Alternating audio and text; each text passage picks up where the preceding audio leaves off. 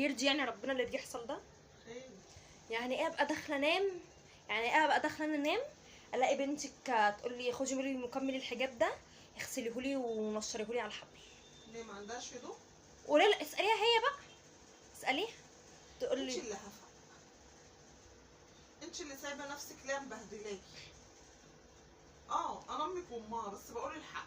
اختي الكبيره هعمل لها ايه لا طيب؟ بلا كبيره بلا صغيره، كبيره فيها ايدين ورجلين تقوم تغسل حاجتها. تقول لي نشريه لي على الحبل، ده يرضي ربنا؟ وانا عمري قلت لها خدي لي مكمل الحجاب بتاعي نشريه لي على الحبل بتاعي؟ انا بغسله وانت بتغسليه لي. معلش دي حرقه دم. ما تعمليش، مش تقولي لها جوه تبقوا حبايب وتيجي تشتكي منها هنا، وانت جوه حبيبتها وتاخدي وتعملي دي لها هتقطع خلف، دي هتقطع وشرباتها خلف. وكله بتغسليها وتيجي هنا تشتكي.